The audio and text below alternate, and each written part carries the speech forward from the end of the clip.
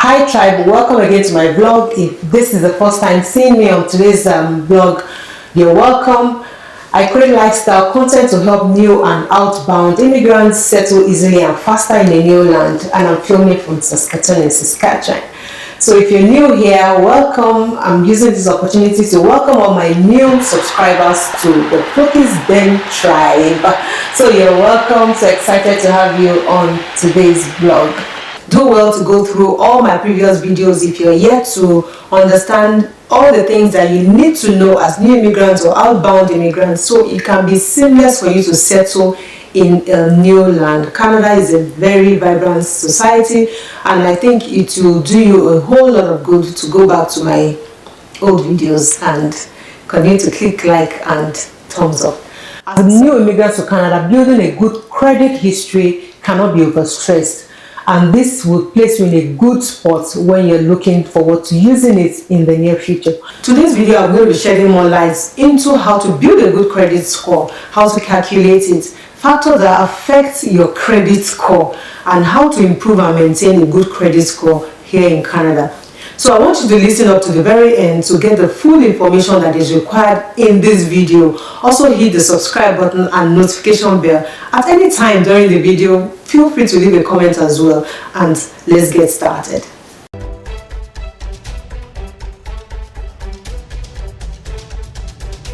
So what is credit score? What is credit history? Credit score is a 3-digit number, typically between 300 and 850, designed to represent your credit risk or your likelihood to pay your bills on time. Creditors and lenders will consider this credit score as part of factors that help them decide whether to approve your new account or your mortgage or your loan, whatever you approach the bank for. So credit score is very, very important here in Canada. Now let's talk about how to build a good credit score. When you move to Canada, there are some basic payment methods required for you to pay your bills, to pay your utilities, or to buy groceries, or even do some other household expenses. As much as you are free to pay with your debit card, it is important that you use your credit card, because this is a credit society, guys. We're in the credit society, and credit is how we roll.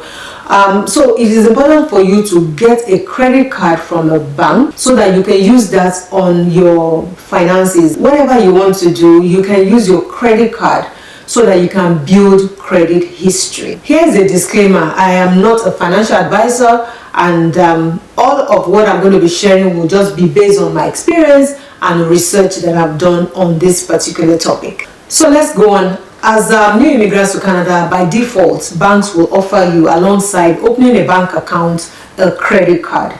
So you can choose to decline or accept it, but I will encourage you, because we're in a credit society, to accept the credit card offer. Banks will typically give you a particular amount, depending on the bank, because some banks give you more, some give you less, even as new immigrants. But whatever you are given will still be a minimum compared to those that have been in Canada for a while. Banks will not give you a credit facility that is so large when you are new to Canada, because they are not sure whether you are going to be able to pay back as you spend. So because you are new, your credit card limits will be low. They don't want to expose you to as much of the spending capacity of that credit card, because as you have more capacity to spend, you might be tempted to spend it all. Don't forget that credit card, it is not your money. It is money given to you to be able to build credit history. You're trying to build history so you can be able to access some financial services here in Canada when you need it in the near future. I would personally advise you don't have obligation to accept my advice, but I would say do not take more than 2 credit cards here in Canada. You can use 2 to continue to build your credit as you spend. You don't want to get exposed to as many credit cards, because you might be tempted to spend as the capacity that you're given. So if you have 2 credit cards, it depends on how you also build credit. It can get increased. So don't take too much, because you don't want to get exposed as well. You want to be able to keep track on the expenses on this credit card, so you can continue to pay your bills, you can remit, or your repayment cycle can be smooth and seamless, so you don't lose track of it. So I would advise you take 2 if you must, or just stick to 1 so you can be safe. With a good credit score, it helps you secure better loans when you approach the bank, when you want to buy a car, when you want to get a mortgage facility. Your credit history says it all. So as you begin to use your credit card and you begin to pay promptly, you're building history. Even the credit bureau can be able to give you that history of your expenditure, what even the credit cards you have, your exposure to loans, how often you pay.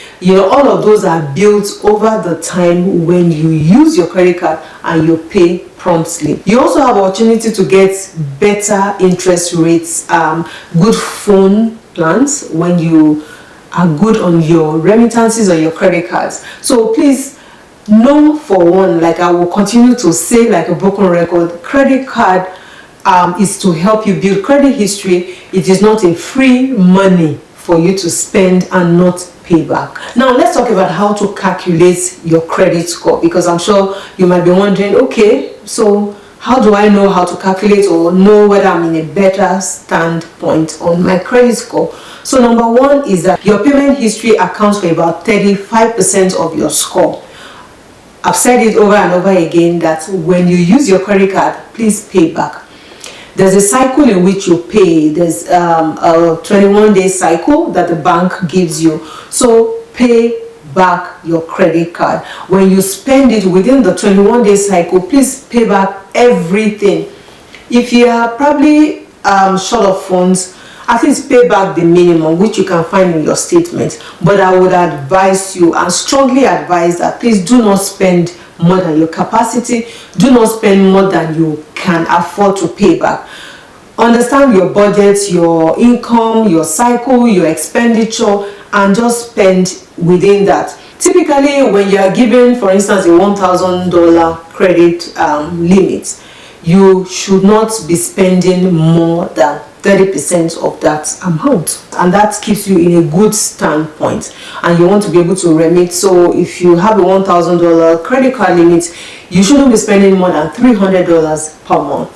As you begin to faithfully spend and remit, the bank sometimes will send you a message. Even from your bank app, you will see a message that says you want to increase your limit. It depends on the bank, but for my own bank, one of the banks that I use, they usually, in fact both of them, I just have 2 banks, and they will usually send me from my bank app. I will see, when I open my app, I will see you've been qualified for X amount increase in your credit card limit. So do you want to accept it or you want to decline it? So you can look at it. It depends on your spending capacity. If you know that within your limits you're spending more than 30%, please do accept that extra that they're giving to you, and know that you don't have to spend up to the 100% of your total capacity. It is just for you to continue to build history, continue to build credit. Another way to calculate your credit score is that how much you owe on loans and credit card makes up to 30% of your score. So when you begin to owe on your credit card or loans, you buy a car, you begin to repay over maybe 3 years or 4 years, or you get a mortgage and you're paying over 25 years. How much you owe in credit cards or in loans also amounts to about 30%. But the most important thing for you to note is how you pay back. It's almost always about your repayment capability, that you're paying back. You are not reneging on every installmental payment that you are meant to make. You're paying promptly. You're paying as at when due. That is what is most important. Also, the length of your credit history accounts for 15% of your score. How long you've opened your account, if you have your credit card. I would also advise that don't cancel any credit card, except maybe you're not using it as much as possible and the card or the bank gives you an annual fee that you have to pay and you're not using it. So that's the only time I would encourage you to cancel your credit card. But if you are not using your credit card you have zero annual fees. Please keep it. So you want to keep that in mind and keep your credit account. Also, the types of accounts that you have also amounts to another 10%. So when you have credit card account, or you have a loans account, or you have line of credit, all of these accounts to 10% of your credit score when it's being calculated. So whatever amount you are given, use it, pay back within the 21-day cycle. And when you pay back within 21 days, it is interest free. You are not paying interest on it. It's like free money used, and you're paying back. You just have a delayed payment time of 21 days. Usually for banks, well, not usually, because I'm not sure about other banks, but my own banks actually have a default of you or paying back at the last day, which is 3rd of the new month. So by the 15th of a previous month, let me use a typical month for instance. January just passed, and 15th of January a statement will be issued for you to pay back latest the 3rd of February, which is 3rd of every other month, right? So when your statement is out, you will have what you spent within like a 1 month cycle before the 13th and when the statement is actually issued. So when your statement gets to you 15th of the month, and then you have up to 3rd to pay back. That's for the banks I use. I don't know if that operates with other banks, but guys, if you have almost had over 21 days to owe the bank interest free, what's wrong with you that you're not paying back? Tell me, what is wrong with you that you're not paying back? So please live according to your means, live according to your earnings, understand what your income cycle is, and know what to spend. So don't spend beyond what you earn. That is just the bottom line. I know for us in Nigeria, we don't spend what we don't have. Yeah, there are still opportunities for you to go for loans, but it wasn't like second nature to us, so we just spend what we have. If we have to build houses, we'll build it over the time with our own money. If we have to make plan for a trip, we begin to save. You know, these are things, not like you have a credit card and then you just take everything because you have a major expense. We don't do that. So it's actually alien for us spending money that is not ours here. But because we understand how it works, it's important for you to use it and use it the way it is meant to be used. Don't use it and feel that you can owe. Please pay back. So with your credit score, you have opportunity to make your payments on time, and then you gain points. So when you use the credit card and you pay back within the cycle of 21 days, you gain points. You have interest free, and then you gain points, and that's how you build your credit score. And when you miss any payments or you pay late, you lose points. So you want to minimize losing points, because the effect is not good on your credit score. There's also, when you also do credit checks, as when the banks, for instance, when you go approach the bank for a mortgage and they have to do maybe a hard check. There's a soft check, there's a hard check, and they have to do a hard check on your account to be able to see your history and all of these things that we've been talking about. Then you lose points, but it's for a good cause, and you don't have to go to the bank to get these hard checks done too frequently. Sometimes they do soft checks when you open a credit card or open an account. Those are soft checks that don't hit your credit score.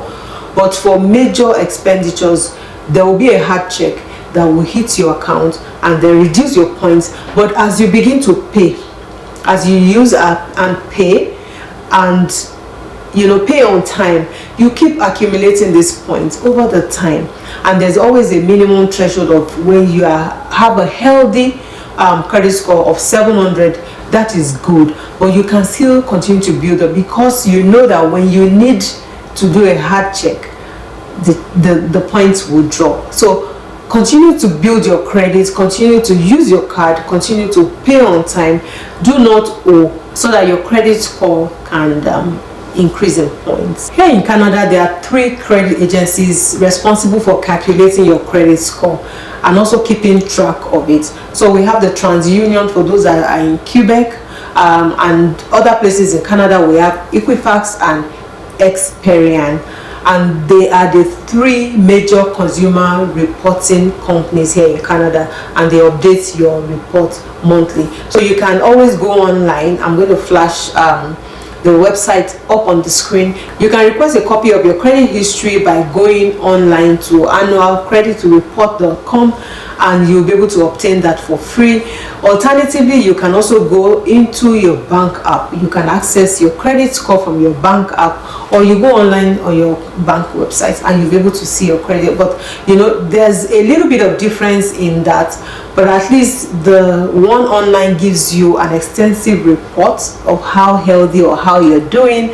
But for your bank app or your bank website, it just gives you the score, and at least that helps you know that you are on track, or you need to do extra work. At least it gives you a way to monitor your credit score. As soon as you open any kind of credit, whether mortgage, whether line of credit or credit card, your lenders will always send your credit information to these agencies. And if you want to get your credit report, you have to go to their website every 12 months and obtain it for free.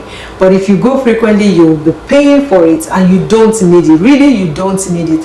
Even from your bank app, it's enough. I only just go to my bank app to check my own credit score, and that's okay for me. As long as I'm doing well and I'm maintaining the momentum, I'm okay. The report is given every quarter from your bank. You see from your bank app, it gives you every quarterly report every 3 months, and that's okay. And when you see progress, you know that you're doing well, you're paying on time, you know you're doing well. And as you increase your credit limits when the bank offers you, and you're still within your 30%, or you're paying immediately. Some people use their credit cards and immediately they finish using it, they pay back. They use it, they pay back. Some wait on the end of the cycle, but the main important thing, or the most important thing I would say, is that just pay back within the cycle before the deadline, so that you don't lose points and you don't incur any interest from the bank. So let's talk about factors that affect your credit score. Number one, I would say your payment history, which have sounded like a broken record and have been screaming and yelling about it. Your payment history. So whatever bills that you have, please pay it on time. Your credit score may take into account any missed or late payments. So please, this is very important for you as you build credit history. Pay your bills on time. Don't lag in payments, because this has a way in which it reflects in your history, and it shows how creditworthy you are. If you delay for so long, it will also impact your credit score, and you don't want that to happen. So payment history is also one factor that affects your credit score. The amount that you owe is another factor. This includes not only your credit card owings. You have mortgage, you have line of credit, you have other bills, you're paying for your car. These are also going to affect your credit score. So I'm not saying don't buy a car or don't get a mortgage, but as you do that, it's also healthy for you, because you're showing that you have capacity to owe and pay back. Get credit cards, use it and pay back. But ultimately, the things that affect you is when you don't pay back. So while they are calculating your health when it comes to your credit history, or how well you're doing with your credit score, the amount that you are also exposed to in credit will also be taken into consideration. As much as you can minimize it. I know with mortgage you can't really do so much. It's a huge, mostly the largest amount that anybody can really owe in credit, but it is healthy because you're paying back when it is due. If you're paying monthly, if you're paying bi-monthly, please pay as at when due and don't delay. I also mentioned that the types of credit that you also are exposed to is also very important, whether you're getting a credit card or within your retail account, your mortgage loans, or you have instrumental loans. These types of credit also affect your credit score or your credit history. So as well as all these other accounts, you want to keep them on track. You want to limit your exposure. You want to ensure that you are paying as and when due and keeping your credit history healthy. New loans is also one factor that affects your credit history. So if you have asked for new loans, you probably have a mortgage and you're asking for a car loan, or you have a car loan, you're asking for a mortgage, or you're asking for a line of credit, or you're asking. It's good to ask. All of this is still good to ask, but these are factors that affect your credit history.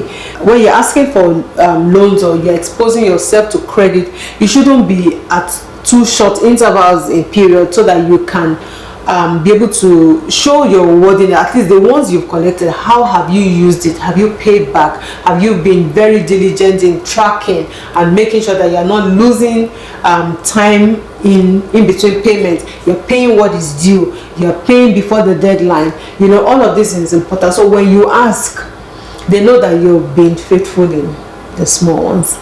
You can feel free to ask for more, but please don't ask for them at very short intervals from the first one or the second one that you've asked, especially when you have a low credit score. It's recommended that you have a credit score of 620 or higher when you apply for a conventional loan. So approaching the bank with anything lower than 620 is risky, because you might not be approved of that loan, and because you probably don't have a healthy credit history. So you want to continue to build up on this credit score, but 700 is actually the ideal state that you should have and above. So 620 is still kind of shaky, but if you need a bank credit, or you need to approach the bank for loan, mortgage, or financing of some sort, you need to keep building your credits to get to 700 at the minimum, because at 620 lenders might really not be able to approve your loan because it's really low compared to a 700 benchmark. Let's talk about ways to improve and maintain a good credit history. Number one, I would say pay your bills on time. Number two, I would say do not spend over the budget or what you can afford. Check what your income is, how frequently you get paid, what your capacity is, what your expenses are, and spend within that limit. Number three, I would say minimize your credit exposure. Do not accumulate credit cards. Don't just keep collecting credit cards from banks as they offer you. They are sending you to early grave. Please don't just accept more than 2 credit cards. I would encourage you to have minimum or maximum. I said 2. I would encourage you to have a maximum of 2. Please just maintain 2, which will be enough for you. You don't need any more, because as your credit balances begin to increase, it just gives you what you want. So having 3, 4, 5, 6 exposes you. You can lose it, it can be picked up, it can be used. So many things can go wrong. So you want to minimize to 2 that you can jealously guide when you are using it, and you can monitor as you make payments. And number 4, I would say credit card money is not free money.